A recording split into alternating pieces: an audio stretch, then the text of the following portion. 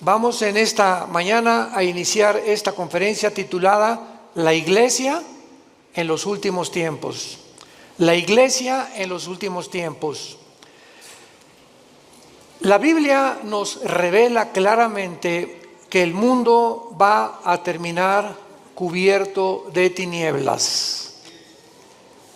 Y de ninguna manera tenemos nosotros que asustarnos, y la mayor parte de los cristianos que están conscientes, que están despiertos, que están bajo una comunión continua con el Espíritu de Dios a través de la Biblia, van a ser alertados, van a ser avisados y vamos a tener paz en medio de todo lo que va a suceder. El mundo terminará completamente en tinieblas, además de la confusión política, económica y religiosa que ya estamos atravesando. Dice Isaías capítulo 60, versículo 1, levántate. Es precisamente en medio de la oscuridad cuando se levanta la lámpara. ¿Se acuerdan lo que dijo Jesús? Una lámpara no se esconde debajo de la mesa, sino que se levanta. Y si en algún tiempo o para qué nacimos fue para esta época. Es precisamente cuando Dios nos llama en este tiempo a que nos levantemos y alumbremos. Levántate, resplandece, porque ha venido tu luz y la gloria de Jehová ha nacido sobre ti. He aquí que tinieblas cubrirán la tierra y oscuridad a las naciones, mas sobre ti amanecerá Jehová y sobre ti será vista su gloria. Mientras más oscuro, más fuerte la luz. En una oscuridad tremenda, un cerillo que prendas se ve a grande distancia. Así que tenemos que estar conscientes de eso. Pero lo más trágico es que estas tinieblas también alcanzarán la iglesia. Y vamos a ver de qué forma también los últimos tiempos que estamos viviendo, la oscuridad aumentará dentro de muchas iglesias, y voy a definir y a explicar claramente a qué iglesias se refiere la Biblia. Jesús dijo en Mateo 24:12, por haberse multiplicado la maldad, el amor se enfriará. Y no está hablando de los no cristianos, está hablando a los cristianos. Dios no espera que haya amor fuera de la iglesia, porque el mundo está completamente bajo el maligno. Por haberse multiplicado la maldad, por tantas cosas que están pasando, el amor de muchos cristianos se va a enfriar unos con otros. Habría frialdad, habría distanciamiento, y esto es lo más peligroso que podemos nosotros atravesar. Isaías 24, versículos 5 al 6, describe el mundo en los últimos tiempos. La tierra será enteramente vaciada y contaminada. Se destruyó, cayó la tierra. Enfermó, cayó el mundo. Enfermaron los altos pueblos de la tierra.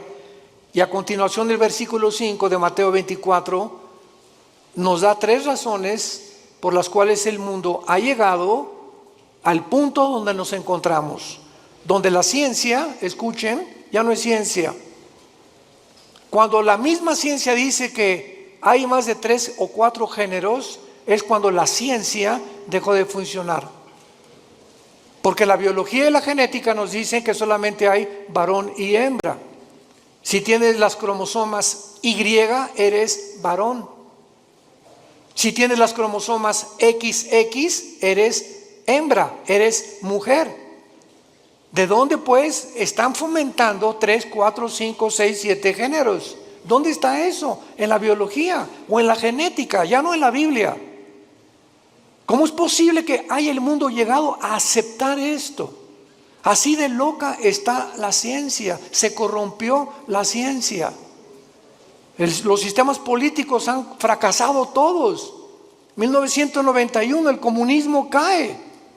Después de más de 60, 70 años, que fue un fracaso donde quiera que se practicó esta ideología, y el mundo continúa desenterrando esta ideología en los tiempos que vivimos, porque ya no encuentran los gobernantes qué sistema usar para gobernar el mundo. O sea, la política está completamente loca. ¿Qué acaso la historia nos enseña que debemos aprender de la historia o no aprendemos de la historia? Pues parece que esto es lo que ha sucedido, porque hemos visto un ejemplo en esta ideología que no funcionó. ¿Por qué entonces somos tan tercos de volver a desenterrarla? ¿Por qué la genética descubierta en 1954, el ADN, se comprueba científicamente que es imposible la teoría de la evolución? ¿Por qué seguimos insistiendo en enseñarles a nuestros hijos que venimos de chita? Que somos el producto accidental de los animales. ¿Por qué son tan tercos los maestros universitarios cuando la misma ciencia contradice? Genéticamente es una imposibilidad la teoría de la evolución. Físicamente, la segunda ley de la termodinámica postula que todo tiene que llevar a una decomposición, a un deterioro. ¿Por qué se sigue enseñando entonces? ¿Cuál evolución? La biología enseña que los aminoácidos, que son los ladrillos de la vida, determinan que es imposible que una ardilla se convierta en conejo, ni un rinoceronte en un caballo. Hemos llegado, damas y caballeros, santos de Dios, a la locura total del mundo. El mundo está loco, loco, loco. En Lucas 18 Jesús dijo: cuando el Hijo del Hombre venga, ¿hallará fe en la tierra? Sin embargo, los cristianos, a pesar de todo esto que estamos atravesando, donde ya la gente no sabe qué es blanco y qué es negro, ya no sabe qué es bueno y qué es malo, ya no sabe qué es dulce y qué es amargo. Así está el mundo actualmente. Hay un relativismo total, filosóficamente, socialmente, antropológicamente, en todas las disciplinas académicas en las que el mundo se ha desarrollado en los últimos siglos. En el libro de Daniel, todos los que traigan su Biblia los felicito, porque son los entendidos. Precisamente ahí se ve, ya las iglesias están llenas de cristianos sin Biblia. Traen el Calimán o el Esto. El libro de Daniel nos muestra claramente, hace 2600 años, vean cómo la Biblia fue escrita con tantos siglos de anticipación, anticipándonos, porque Dios es el primero y Dios es el último. Entonces, si Dios es el primero y Dios es el último, Él es el único que nos dice cómo comenzó el universo, quiénes somos y a dónde terminará la humanidad. Y cuando sabemos a dónde terminará la humanidad, podemos prepararnos. No estamos en tinieblas. La luz la tenemos en la Biblia y tenemos que abrir los ojos más en estos tiempos para cuidar a nuestra familia, para cuidar a nuestros hijos, para cuidar a nuestros nietos, para poder dejarles una herencia, si el Señor no viene antes por nosotros, donde ellos podamos morir en paz y saber: no le dejé ni una casa, no le dejé dinero, no le dejé riquezas a tus hijos, les dejamos una herencia que se llama Jesucristo. Porque podrás morir en paz al saber que tu hijo, si tiene a Jesucristo, Él se va a encargar de él. Tal vez ande mal y lo que tú quieras, pero si tiene a Cristo tu hijo, Dios se va a encargar de ellos. Porque herencia de Jehová son los hijos. Dice en Daniel capítulo 12, hace 2600 años, hablándonos cómo va a terminar el mundo, dice el versículo 3: los entendidos resplandecerán como el resplandor del firmamento, y los que enseñan la justicia a la multitud como las estrellas de perpetua eternidad. Vemos nosotros aquí en este versículo lo que repite el versículo 10: muchos serán limpios y emblanquecidos y purificados. Se refiere que a muchos cristianos en este tiempo en que estamos viviendo se van a purificar más y más y más y más, porque estamos esperando la venida del Señor. Y dice a continuación: los impíos procederán impíamente, y ninguno de los impíos entenderá, pero los entendidos comprenderán. 2 veces el Espíritu Santo profetiza que en este tiempo los únicos que van verdaderamente a vivir sin temor, a vivir victoriosamente, a vivir levantando la luz de Cristo, son los entendidos. Y para que podamos acercarnos un poco más y profundizar, veamos quiénes son los entendidos en el libro de Deuteronomio capítulo 4 en el Antiguo Testamento. El mensaje que Moisés les dio a Israel antes de entrar a la tierra de Canaán. Veamos la sistematización y la sincronización sobrenatural de la Biblia. Como toda la Biblia es un solo espíritu, un solo pensamiento. Dice Deuteronomio 4, versículo 5: mirad que les he enseñado estatutos y decretos, como Jehová mi Dios me mandó, para que hagan en medio de la tierra en la cual entran para tomar posesión de ella. Guárdalos, guárdalos y ponlos por obra, porque esta es vuestra sabiduría y vuestra inteligencia ante los ojos de los pueblos, los cuales dirán: ciertamente pueblo sabio. ¿Y qué? Cuando tú obedeces lo que Dios te manda, te vuelves sabio y entendido. Es imposible que en los tiempos que estamos viviendo haya cristianos desobedientes. Tú sabes que como maridos debemos amar a nuestra esposa y ser fiel a ella. Como mujeres tienes que respetar a tu esposo y velar y orar por él. Como hijos, respetar a vuestros padres, porque es la primera bendición con promesa. Y cuando nosotros las cosas esenciales de la Biblia las comenzamos a vivir, entonces va a haber sabiduría para actuar y nos vamos a volver entendidos. ¿Por qué? Porque prestamos atención. En una escuela, ¿quiénes son los que sacan buenas calificaciones? ¿Quiénes son los alumnos? Los que siempre están poniendo atención a lo que el maestro está enseñando, ¿verdad? Pero los que están con el avioncito y por aquí, por allá, y platicando con Rosita, y picando, y Pepe, Juan, Juanito, ponme atención, Pepito. Esas personas, esos estudiantes, cuando llegan los exámenes, porque nunca estuvieron atentos a lo que se les explicaba, van a reprobar. Estos son los entendidos, los que están poniendo atención a lo que Dios les dice. Y lo vemos también en Mateo 24, y entendemos ahora Mateo 24, las palabras de Cristo en esta historia que Él da acerca de los tiempos de Noé. Dice Mateo 24, 37, mas como en los días de Noé, así será la venida del Hijo del Hombre. Porque como en los días antes del diluvio estaban comiendo y bebiendo, casándose y dándose en casamiento, hasta el día en que Noé entró en el arca. Escuchen,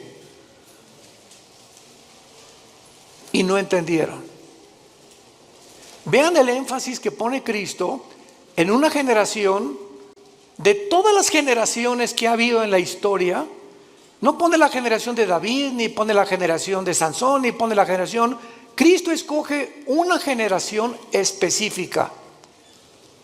Y lo que más enigmático hay en esta explicación de Cristo es que Él no dice, como en los días antes del diluvio estaban fornicando, prostituyéndose, secuestrando y violando. ¿Ya se fijaron los ejemplos que da Jesús? ¿Por qué Jesús nos dice cosas que no son pecado? Jesús cita que en los tiempos de Noé la gente estaba comiendo. ¿Qué es pecado comer? No. Estaban bebiendo. ¿Es pecado beber? Tampoco. Casarse, menos. Dichosos los que se casan, pero unidos por el Espíritu de Dios. ¿Por qué Cristo usa estos ejemplos que no son pecaminosos? Y dice, y no entendieron, porque en los tiempos que vivimos se va a repetir. La gente va a comer, va a beber y se va a casar y no hay nada malo en eso. ¿Cuál es el problema? Que no han entendido que no comen, ni beben, ni se casan sabiendo que Dios es en primer lugar en sus vidas. Nunca entendieron que era Dios lo más importante de sus vidas. Así era en los tiempos de Noé. Se olvidaron de Dios. Entonces no hay nada malo que te cases, no hay nada malo que bebas, no hay nada malo que compres, no hay nada malo que tengas un Lamborghini aquí estacionado afuera del edificio, o que tengas una casa de 5 millones de pesos, o que tengas un taller de carpintería y que no hayas progresado. No hay nada de malo en eso. Lo malo es que en medio de todo lo que tú estás viviendo, Dios sea en tu vida la segunda o la tercera parte de tus prioridades. No entendieron. ¿Y cuántos ahorita tienen a Dios en primer lugar? Es cuando tienes a Dios en primer lugar en tu vida, cuando te levantas y lo primero que haces es venir a este libro en las mañanas y comenzar a leer los salmos, proverbios, hincarte y llorar con Dios y buscar en las escrituras, porque el poder, lo compartimos ayer en el coffee break, la Biblia tiene un poder que no tienen los libros de Platón, ni de Aristóteles, ni de Mahatma Gandhi, ni de Confucio, ni de Buda, porque son libros que si lees a Aristóteles y Platón, pues te da intelectualidad, y si lees a Mahatma Gandhi y a Confucio te da altruismo, y si lees libros de nutriología te da capacidad para cuidar tu cuerpo, pero ninguno de esos libros te cambia. Ninguno cambia tu vida, sigue siendo lo mismo, más inteligente o más intelectual, mejor cuidas de tu cuerpo, pero tu espíritu es el último lugar. Cuando vienes a la Biblia te cambia. Tiene el poder. Jesús dijo, mis palabras son espíritu y son vida. La Biblia tiene el poder de transformar nuestra vida interior. Dice Pablo en 2 Corintios capítulo 3, mirando cara a cara, somos transformados por el Espíritu de Dios. Mirando, somos transformados. Al mirar la Biblia, al tener contacto con la Biblia, al meditarla, al estudiarla, al memorizarla, algo entra a tu vida que sin que te des cuenta, como una planta, la riegas, el agua que le pones en la planta comienza a crecer de una forma invisible hasta que sale el tallo a la superficie. Tú sigue leyendo la Biblia, sigue memorizándola, sigue teniendo con Dios a través de la Biblia, porque no hay contacto con Dios fuera de la Biblia. Mis palabras son espíritu y son vida, dijo Jesucristo, Juan 5:39. El que quiera conocer la voluntad de Dios, dijo Jesús, conocerá si mis palabras son mías y mi doctrina es mías. Porque el que busca su propia gloria es porque él quiere alabarse y glorificarse. Pero yo he venido a buscar la gloria de mi Padre, el que me envió. Y las palabras que hablo son de mi Padre. Las obras que hago son de mi Padre. Y las cosas que os digo, mi Padre me las enseñó primero a mí. Para que ustedes, yo, el instrumento de mi Padre, los guíe al cielo. Porque nadie puede conocer al Padre más que a través del Hijo. Nadie puede conocer a Dios si antes no conoció a Jesucristo. Es bien importante esto. ¿Quieres conocer a Dios? Primero tienes que conocer a Jesús. Porque Dios el Padre envió a su Hijo para que Él nos enseñara quién es el Padre. Nadie puede decirte cómo es Dios. Ni Buda, ni Confucio, ni Mahatma Gandhi, ni Aristóteles, ni nadie más que Jesús. Ahora muy bien, con esta introducción, dentro de las enseñanzas, doctrinas que más confusión existen actualmente es ¿qué significa la palabra iglesia? Esto es increíble. ¿Qué significa cuando decimos vamos a la iglesia? O la iglesia de Jesucristo, o la iglesia apostató, etcétera, etcétera. ¿Cuáles son sus funciones de la iglesia y cómo terminará en los últimos días? Vamos a comenzar con la definición. La palabra iglesia viene de la palabra griega ek, Enrique y K de kilo. Es un prefijo que significa fuera. Y klegos o klesia significa llamados. Entonces la palabra ekklesia significa llamados fuera. ¿Qué es la iglesia? Un grupo de seres humanos que hemos sido llamados, como Dios le dijo a Abraham, deja a tus ídolos, deja tu parentela, deja el mundo donde es y ven y sígueme. Y no le dijo Dios a Abraham a dónde iba a ir. Nunca nos dice Dios a dónde nos lleva, porque es por fe. Todos quisieran saber, ¿verdad? Bueno, yo quizá seré predicador, quiere que sea yo doctor o quiere que sea licenciado, porque caminar con Dios es caminar todos los días en un mundo invisible, guiado simplemente por el Espíritu de Dios. Y Abraham es el padre de la fe, porque obedeció a Dios sin saber a dónde iba, pero simplemente porque Dios lo llamó. Entonces la iglesia somos personas que Dios nos ha llamado a salir fuera de las diversiones del mundo, de la forma como el mundo se comporta, de la cultura del mundo, de las cosas que el mundo ama, los deseos de la carne, los deseos de los ojos y la vanagloria de la vida, del aplauso, la popularidad, la alabanza del mundo que unos buscamos unos con otros. Y fue la razón por la cual los fariseos no creyeron en Cristo. Dice la Biblia que los fariseos no creyeron en Cristo porque amaban más la gloria del mundo que la gloria de Dios. Entonces Dios nos llama y nos saca, no físicamente, nos saca del mundo, entiéndalo, espiritualmente. Veamos este ejemplo en Juan 17, de qué forma el apóstol Juan lo define. Juan 17, versículo 14 y 15. Es Jesús en su última oración sacerdotal. Al otro día Jesús iba a morir en una cruz. Y estas se pueden considerar como sus últimas palabras o la última oración que él le hace al Padre. Versículo 17, versículo 14, perdón, capítulo 17 de Juan, versículo 14 en adelante. Y dice Jesús, le está hablando a su papá, al Padre: yo les he dado tu palabra. ¿Qué nos dio Jesús? ¿Qué nos dio Jesús? ¿Qué nos dio Jesús? Esto es lo que nos dejó Jesús. Imagínense la importancia que tiene nuestro contacto diario con la palabra. Yo les he dado tu palabra y el mundo los aborreció, porque no son del mundo. ¿Qué definición y qué revelación más extraña? ¿Somos extraterrestres entonces? Así es. Porque físicamente estamos en un mundo que no es de nosotros. Dios le ha placido que nazcamos en un mundo ocupado por el enemigo. Dios le ha placido ponernos en un desierto, porque el mundo es un desierto. No tiene nada que ofrecernos el mundo, como Dios puso a Israel cuando lo sacó del mundo que es Egipto a un desierto. Entonces estamos en un desierto, en un mundo donde hay serpientes y escorpiones, sequedad, vaciedad, sed, hambre, donde no hay nada en ese desierto que nos pueda proveer o nos pueda traer una verdadera satisfacción. Y fue lo que Dios les quiso enseñar a los judíos en el desierto.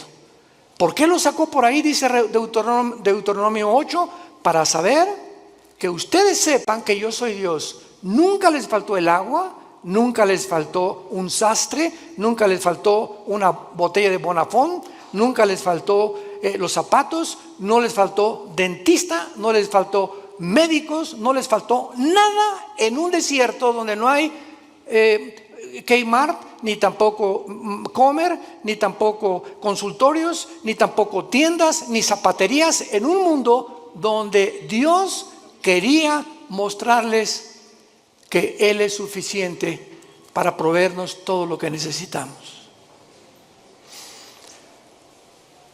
Y por eso ellos no eran del desierto, los judíos, el hogar final era la tierra prometida, pero tenían que atravesar ese desierto. Tenemos que atravesar el mundo que estamos viviendo, porque nuestra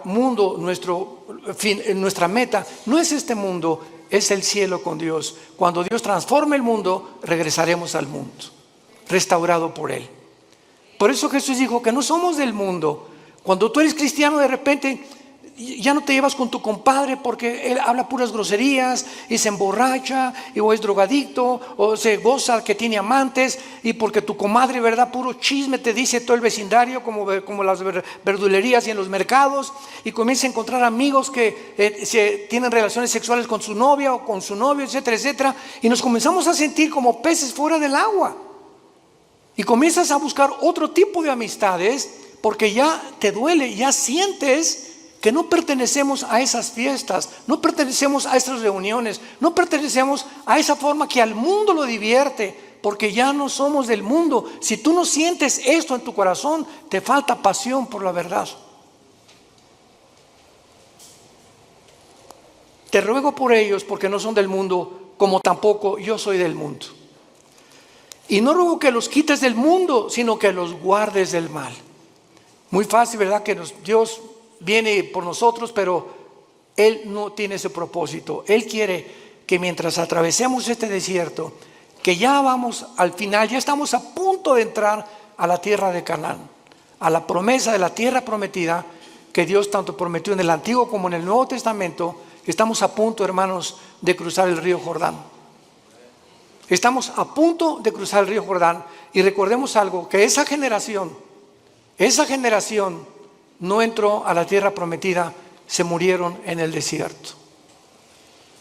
Estamos hablando más de 1,5 millones de seres humanos que nunca quisieron obedecer a Dios, siempre quejándose. ¿Y por qué no tenemos agua como en Egipto? Y en el mundo se divierte más. ¿Y por qué no tenemos las diversiones del mundo? Regrésanos a Egipto, Moisés. Ya Moisés los tenía hasta el gorro, al grado que se desesperó tanto Moisés cuando golpeó la piedra 3 veces, que Dios le dijo: no vas a entrar a Canaán, vela desde lejos y cuando te mueras la vas a ver. ¿Cómo aguantó Moisés a casi 2 millones de cabritos? Porque no eran ovejas. Fue la generación que siguió de ellos los que entendieron y entraron por Josué a la tierra de Canaán. Vemos pues nosotros en Primera de Juan capítulo 4, en el Nuevo Testamento, de qué manera el apóstol Juan continúa hablándonos acerca de qué diferencia hay en los cristianos y el mundo. Dice Primera de Juan 4, 5 y 6. Hijitos, les está hablando a nosotros, a los cristianos. Ustedes son de Dios y los habéis vencido, porque mayor es el que está en vosotros que el que está en el mundo. Ellos, la gente que no es cristiana, ellos son del mundo. Por eso hablan del mundo, y el mundo los oye, sus canciones, sus versículos, sus teatros, sus películas. El mundo está feliz con este tipo de personas. Nosotros somos de Dios. El que conoce a Dios nos oye.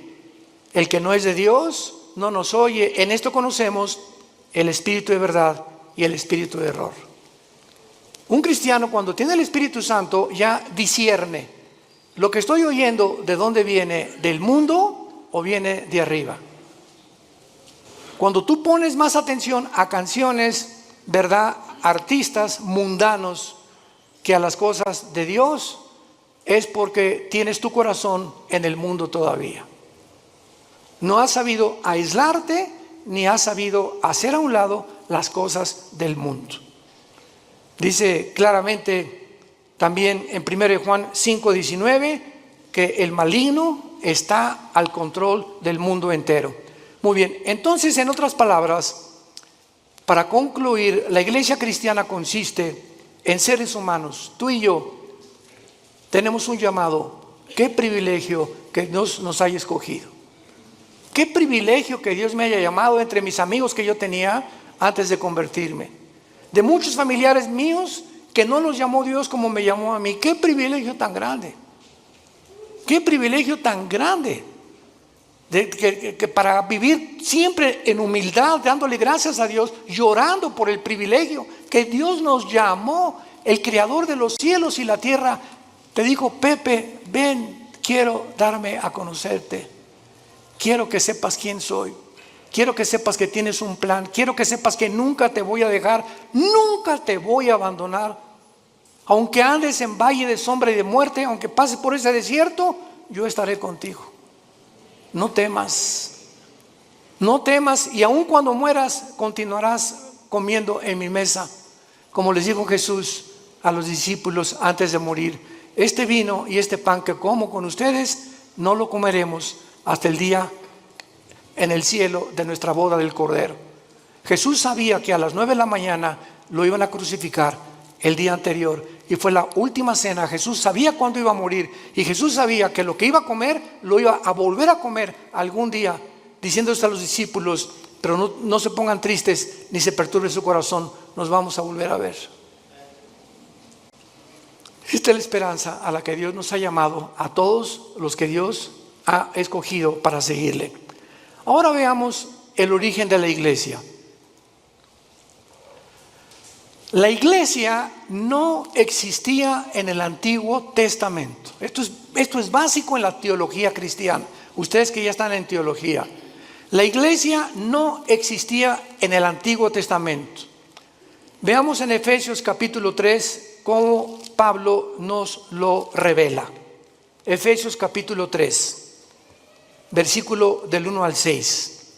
Por esta causa yo, Pablo, prisionero de Cristo y Jesús por vosotros, los gentiles, si es que habéis oído de la administración de la gracia de Dios que me fue dada para con vosotros, que por revelación me fue declarado el misterio, como antes lo he escrito brevemente, leyendo lo cual pueden entender cuál sea mi conocimiento en el misterio de Cristo.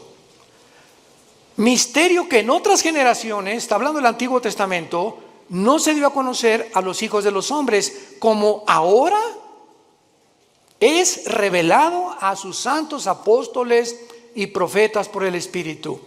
¿Cuál es este misterio, Pablo? Versículo 6, que los gentiles son coherederos y miembros del mismo cuerpo y copartícipes de las promesas de Cristo por medio del Evangelio. En el Antiguo Testamento los judíos se enorgullecieron. Le dijeron a Cristo: somos descendientes de Abraham, pero no hijos de Abraham. Descendían genéticamente, pero nunca se habían convertido al Dios verdadero. Entonces, qué maravilloso que ahora los judíos, fue un caos en el libro de los Hechos, que de repente los gentiles, los que no eran judíos étnicamente, comenzaban a convertirse.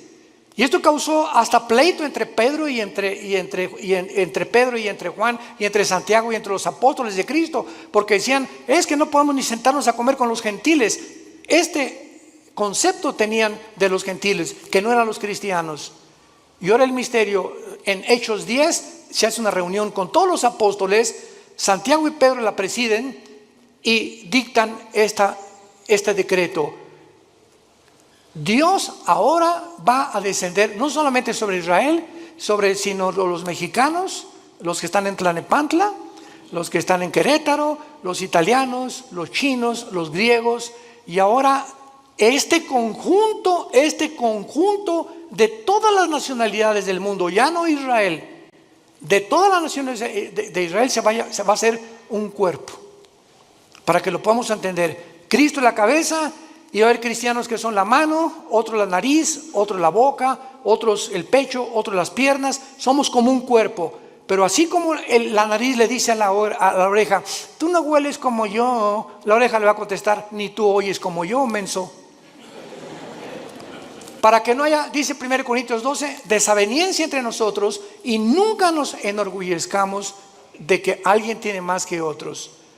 Esta es la razón por la cual en la iglesia hay denominaciones: bautistas, presbiterianos, nazarenos, Vida Nueva para el Mundo, carismáticos, pentecostales, etcétera, etcétera. Pero ¿qué es lo que nos une? Aunque hay diferencia en ciertas doctrinas no esenciales, lo que nos une es el amor. El amor. Porque cuando alguien dice que yo soy bautista y es pentecostal, y comenzamos a hacer diferencia olvidándonos que cuando Pablo perseguía a la iglesia, se le apareció Cristo y lo tumbó del caballo. ¿Y qué le dijo Jesús a Pablo? ¿Por qué me persigues? Jesús se estaba identificando con los que le seguían. Y si despreciamos a algún hermano nosotros porque es de otra denominación, estamos despreciando a Jesús. Porque Él pertenece también a Jesús, nuestro Señor y nuestro Salvador. Tengamos cuidado por eso, de amarnos y soportarnos. Los pentecostales que hablan lenguas y que imponen las lenguas y otra cosa, otros creen que tienen demonios, otros que nada más puro evangelismo, otros le dan importancia pues solamente a las misiones, otros son de la teología y la reforma, que no hay milenio, otros son dispensacionalistas. Dentro de la iglesia hay diferentes doctrinas que han sido cubiertas por cristianos o por denominaciones. Pero lo que nos une no son las doctrinas no esenciales, sino si tú crees que la Biblia es la palabra de Dios, si tú crees que la salvación es por la gracia, sin ninguna obra, si tú crees que es por la sangre de Cristo el perdón de nuestros pecados y que a los 3 días resucitó y vamos a resucitar, no me importa lo que el letrero de la botella, presbiteriano, nazareno, bautista, no me importa lo que la botella diga, me importa lo que la botella tiene dentro. El contenido en tu vida, si tienes a Jesús, eres mi hermano y te debo de amar. Y si no estoy de acuerdo contigo, no lo vamos a estar todavía, nos vamos a poner de acuerdo tal vez ahí arriba. Pero mientras estamos aquí vamos a soportarnos y vamos a perdonarnos. Porque el amor cubrirá todas las faltas. Y la ley se cumple con el amor a los demás. Entonces, este es el origen de la iglesia. La iglesia es una nueva entidad que no existía en el Antiguo Testamento. Es el cuerpo de Cristo. Veamos cómo se formó este cuerpo en Pentecostés, pero lo explica Pablo en 1 Corintios capítulo 12, versículo 13. 1 Corintios 12, 13. ¿Cómo se forma esta nueva entidad que no existía en el Antiguo Testamento? Dice así: porque por un solo espíritu fuimos, ¿cuántos? Todos bautizados en un cuerpo. ¿Cuál es el cuerpo? El cuerpo de Jesucristo. Sean judíos o griegos, esclavos o libres, a todos se nos dio a beber de un mismo espíritu. Esto se llama el bautismo del Espíritu Santo. En el momento en el que tú recibes a Cristo, el momento que ayer tuvimos 40 y tantas decisiones ayer, fue una bendición el coffee break, démosle gracias a Dios y oremos por estas 42 decisiones que ayer pidieron a Cristo entrar a sus vidas. En ese momento, ayer los que pidieron a Cristo, en ese momento, sin que ellos sepan, nacieron de nuevo. Algo extraño, espiritual, en el mundo invisible sucedió dentro de sus vidas, que fue sembrada una semilla que venía de aquí. Si no viene de aquí, tú no puedes nacer de nuevo. Dice 1 Pedro 1:23, siendo renacidos por la semilla incorruptible que es la palabra de Dios, y la fe es por el oír, y el oír por la palabra de Dios. Entonces, una semilla es sembrada y esa semilla tiene que ser regada, tiene que crecer. Si realmente está la semilla dentro de ti, tiene que crecer. Y el que puso esa semilla fue la Biblia y el Espíritu Santo. Él es el agente del Espíritu Santo, el que pone esa semilla. Y cuando dice la Biblia que somos nacidos de nuevo, también somos regenerados. En el momento de la conversión, naces de nuevo. Sufres una regeneración, pasas de las tinieblas a la luz sin que todavía te des cuenta. Pasas de la muerte, donde tú te encontrabas separado de Dios, ahora a volver a vivir espiritualmente. Estabas muerto espiritualmente, ahora vas a vivir espiritualmente. Y además ahora vas a formar parte del cuerpo de Cristo mediante el bautismo del Espíritu Santo. La palabra bapto en el griego, bautismo, significa identificación, unión o amalgamiento. O sea, el Espíritu Santo agarra a Pepe, Aquí está Cristo. Vean esto. Esto es un misterio impresionante descrito en Efesios 5. El Espíritu Santo agarra a Pepe y lo pega, lo une al cuerpo de Cristo. Y este cuerpo que estamos en Cristo no existía antes en el Antiguo Testamento, porque no había formado. Cristo ni el Espíritu Santo había descendido para morar permanentemente en los hombres. En el Antiguo Testamento el Espíritu Santo venía sobre Sansón. Muchos creen que Sansón tenía así músculos como Rambo, ¿verdad? Pero, o sea, entonces le atribuiríamos la fuerza a sus músculos. Pero Sansón era como común y corriente. Pero cuando el Espíritu Santo venía sobre Sansón, la fuerza de Sansón no era muscular, la fuerza de Sansón era espiritual. Y agarraba a los leones como si fueran cabritos. Cargó una puerta de casi 200 kilos. Y mató a más de 150, 200 filisteos con la quijada de un burro. Pero en el momento en que Sansón se fue tras Dalila, ¿saben lo que significa Dalila? La que debilita. Una mujer es capaz de debilitar a cualquier hombre. Cuidado, varones. Sansón se olvidó de Dios y de los mandamientos de Dios. Fue seducido por Dalila.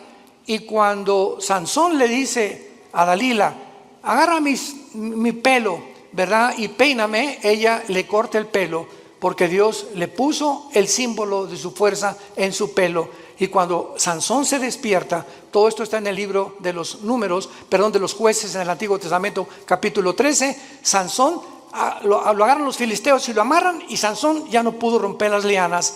Y dice la Biblia, porque no sabía que el Espíritu Santo lo había abandonado. Cuando David tenía el Espíritu Santo, escribió el Salmo 22. Dios mío, ¿por qué me has separado? Horadaron mis manos y mis pies, sobre mis ropas echaron suertes, me miran como toros de Basán. David, 1000 años antes de Cristo, escribió la crucifixión. Y cuando estaba el Espíritu Santo en él, era inspirado para escribir las profecías. Pero el Espíritu Santo se iba de David, y David era como cualquier hombre, como tú y como yo. Ahora no. Ahora dice 1 Corintios 6, 19. ¿Qué no saben que ustedes son ahora el templo del Espíritu Santo? Ahora somos nosotros. Ya no hay tabernáculo, ya no hay los edificios. Nunca, por el amor de Dios, le llamamos a la iglesia. La iglesia somos nosotros las personas. Los edificios los cambiamos en teatros, en un salón auditorio, uno construido. La iglesia somos nosotros. No hay, vamos al templo, otros dicen pásenle al altar, por el amor de Dios. El altar somos nosotros ahora. Ya no hay ningún altar físico, visible. Ahora somos nosotros el altar de Dios, porque el altar de Dios donde se ofrecen sacrificios, ahora tú los ofreces espiritualmente, ya no físicamente, matando un borrego o un cordero. ¿Me van entendiendo? Qué importante es que tengamos estas verdades que son bíblicas. Ahora vamos a Romanos 6, y ahí se nos explica, ya sin ninguna duda, todo el procedimiento del nacimiento tuyo, mi nacimiento, en un mundo donde nosotros no pertenecemos. Dice Romanos capítulo 6: ¿qué pues diremos? ¿Perseveraremos en el pecado para que la gracia abunde? En ninguna manera. Porque los que hemos muerto al pecado, ¿cómo viviremos aún en él? Pongan atención. ¿O qué no saben? Parecería que la iglesia en Roma no sabía. Pablo los exhorta. ¿Qué no saben? Que todos los que hemos sido bautizados en Cristo. ¿A qué bautismo se está hablando Pablo? No al bautismo en agua, porque el bautismo en agua no nos regenera. Todos los que hemos sido identificados, amalgamados, unidos. Recuerden lo que significa la palabra bautismo. Amalgamados, identificados, unidos. Y lo traducimos así para que tengas mejor entendimiento. ¿Qué no sabes? Que todos los que hemos sido unidos en Cristo Jesús, hemos sido unidos en su muerte. ¿Qué significa esto? Que hace 2000 años, cuando Jesús murió en la cruz, tú estabas ahí, yo estaba ahí, Estábamos en Cristo cuando Él moría, moríamos juntamente con Él. Pero ¿cómo puede ser cierto esto, hermanos, si yo nací 2000 años después? Espiritualmente, el mundo invisible nos es revelado, porque en el momento en que moría Cristo, Dios sabía que tú y que yo lo íbamos a recibir. Y ya estábamos en Cristo, en esa cruz. Por eso cuando recibes a Cristo, Él muere, con su muerte paga tus pecados, dándonos a entender que tú y yo moríamos, pero ahora Él moría en mi lugar porque yo no los podía pagar. Qué tremenda revelación, ¿verdad? Porque son versículo 4, pero no solamente queda ahí. Además, somos sepultados con Él para muerte por el bautismo. Cuando nacemos de nuevo, el Espíritu Santo nos pega con Cristo, morimos con Cristo. Cuando Cristo fue enterrado, tú y yo fuimos enterrados con Él. Ahora lo explico. A fin de que como Cristo resucitó de los muertos por la gloria del Padre, así tú también andes en vida nueva. Un cristiano que recibe a Cristo, ha muerto con Cristo, ha sido enterrado con Cristo, y si hemos sido enterrados es porque el antiguo Pepe, la antigua Carmelita, el antiguo Armando murieron cuando yo recibí a Cristo. Yo estoy muerto a los ojos de Dios ya. Ya Dios no tiene nada contra mí. Absolutamente nada contra mí, porque me ha recibido por gracia y me ha dado lo que yo no merezco. Y lo que me queda por vivir ahora, aunque ya por eso la salvación no se puede perder, porque ya fuimos muertos, enterrados y resucitados con Cristo, estamos unidos con Él eternamente. Ahora simplemente nos queda crecer en la gracia y el conocimiento de Dios y obedecer a Dios para que las bendiciones que iban a tener en Canaán en el Antiguo Testamento, las tengas en esta vida. Y en la nueva vida, cuando entres a Canaán, no seas descalificado para servir a Dios. ¿Van entendiendo esto? Muchos dentro de 2 o 3 años lo van a entender. No importa, pero los que son inmaduros todavía en Cristo y los que son niños en Cristo, esto les sirve para ir dándose cuenta la profundidad de lo que es la vida cristiana. Y dice el versículo 5, porque si fuimos plantados juntamente con Él, está en tiempo pasado este verbo, fuimos plantados con Él en la semejanza de su muerte, lo seremos en la de su resurrección. Si ya realmente hemos muerto con Cristo, sepultados con Cristo y resucitados con Cristo, nuestra garantía es volver a vivir. Y esto nos habla claramente que fue efectuado mediante el bautismo del Espíritu Santo, cuando fuimos bautizados con Cristo en el momento de la conversión. Durante muchos años, desgraciadamente, se enseñó, yo pasé esa época, el siglo pasado, los 80s, 90s, donde decían a los que ya eran cristianos, pasen a recibir el bautismo del Espíritu Santo. Si pasas a recibir el bautismo del Espíritu Santo es porque no eras cristiano, pero si eres cristiano no necesitas recibir nada, estamos completos en Él, dice Colosenses capítulo 2. No hay nada que nos falte ya de recibir de Dios, ni hablar en lengua, ni el bautismo del Espíritu Santo. Lo único que nos hace falta es crecer en la gracia y su conocimiento. Cuando un niño nace, no nace sin una pierna, sin un hígado, sin un pulmón. El niño nace completito. Y si nace incompleto es porque hay un problema grave en él. Y cuando Dios hace una obra, no la hace imperfecta, la hace perfecta. Hemos nacido y hemos sido perfeccionados ante los ojos de Dios. Y dice Efesios 2, que ya estamos sentados junto con Dios en las alturas. Ya estamos allá arriba, sentados juntamente con Él.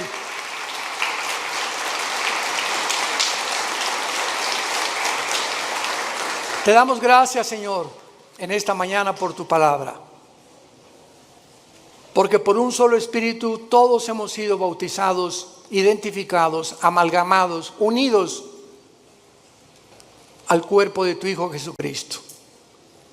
Te damos las gracias porque Él ahora es nuestra cabeza y nosotros miembros unos de otros en particular, para que no haya desaveniencia entre nosotros y podamos amarnos y soportarnos como nosotros lo debemos hacer por amor a tu muerte en la cruz.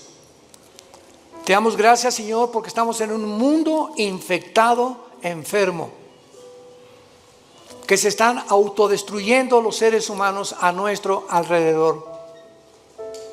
Y ahora nuestro deber es alumbrarlos, sacarlos de la podredumbre donde se encuentran, del pecado donde han vivido, mostrándoles que tu gracia es más que suficiente para transformar la vida de cualquier persona que quiera obedecer a la fe, obedecer el Evangelio.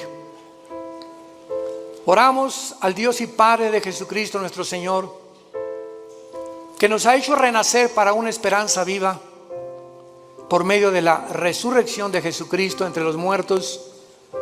Que todos ustedes permanezcan fieles hasta el fin en la esperanza a la que todos hemos sido llamados. Que Dios les dé un espíritu de revelación, alumbrando los ojos de vuestro entendimiento, para que comprendan esta esperanza maravillosa que se llama Jesucristo. Él es nuestra esperanza bienaventurada.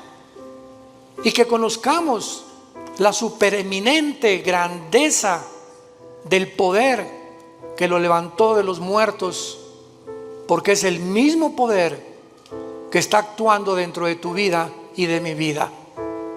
Descubre este poder, hermano y hermana en Jesucristo. Descubre el poder inmenso que Dios nos ha dejado. Y mientras vivas creyendo y obedeciendo, Dios te levantará más pronto del lugar donde tú te encuentras, para que te conviertas en una antorcha en tu lugar de trabajo, en tu escuela o en tu universidad, y podamos guiar a la gente que queda y que va a recibir pronto al anticristo, arrebatarlos del fuego eterno por la gloria de Dios. Si alguna persona en esta mañana quiere recibir a Cristo por primera vez, ser unido con Él en su muerte, en su entierro y en su resurrección, dile estas palabras con todo tu corazón. Señor mío y Dios mío, perdona mis pecados. Creo que en la cruz pagaste por ellos y que a los 3 días resucitaste de los muertos.